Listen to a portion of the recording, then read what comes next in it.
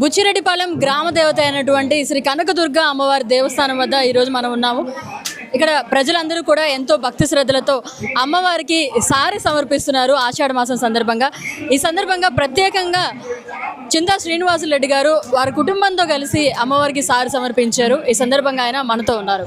Sir చెప్పండి, ఈరోజు కుటుంబ సమేతంగా అమ్మవారికి సారి సమర్పించడం ఏమనిపిస్తుంది? ఈ సారి సమర్పించడం వెనక ఉండేటువంటి ప్రత్యేకత ఏంటి? ఈ సారి సమర్పించడం చాలా సంతోషంగా ఉంది. ఈ సారి వెనకాలంటే ఇది మన ధర్మం ప్రకారం అనాది కాలం నుంచి వస్తుంది కాబట్టి ఇది ఒక మన హిందూ సంప్రదాయము లేదా మన ఆడపడుచులను గౌరవించుకోవటము, మన ధర్మానికి చిహ్నంగానూ దీన్ని ప్రతి సంవత్సరం జరుపుకోవడం జరుగుతుంది. ఈ గ్రామ దేవతలు అనేవాళ్ళు గ్రామానికి ఒకరు. వాళ్ళు దుర్గమ్మ కావచ్చు, అంకమ్మ కావచ్చు, పుట్లమ్మ కావచ్చు, పోలేరమ్మ కావచ్చు, కాంక్షమ్మ కావచ్చు.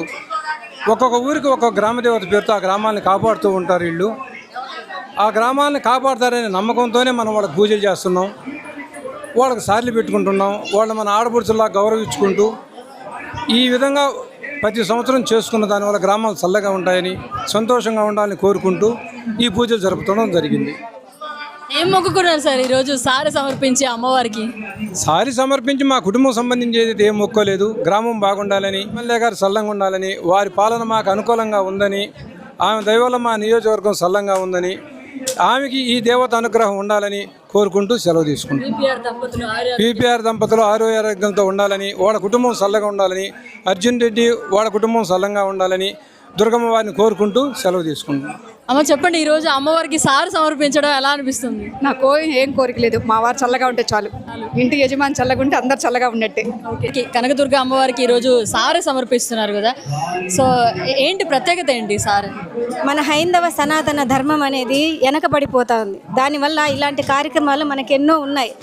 ప్రతి కార్యక్రమాన్ని చేస్తూ, ప్రతి కార్యక్రమాన్ని మహిళలందరినీ ఒక దగ్గర చేర్చు ఇలా చేయడం చాలా మంచిది. ముఖ్యంగా చెప్పాలంటే ఏంటంటే సారి అనేది ఏంటంటే కుటుంబాలని కలుపుతుంది, వ్యవస్థని పెంచుతుంది.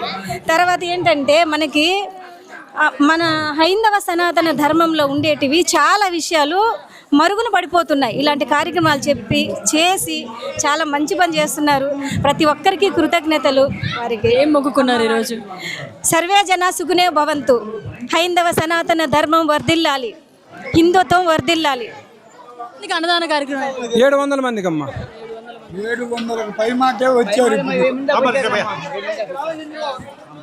ఏమేమి వడ్డిస్తున్నారు ఈరోజు? వెజిటేరియన్ కర్రీస్ అమ్మ, సాంబారు, రసము, తాలింపు, వడియాలు, స్నాక్స్, ఉల్లగడ్డ కుర్మా, ఉల్లగడ్డ తాలింపు, స్వీటు, అటు మజ్జిగ.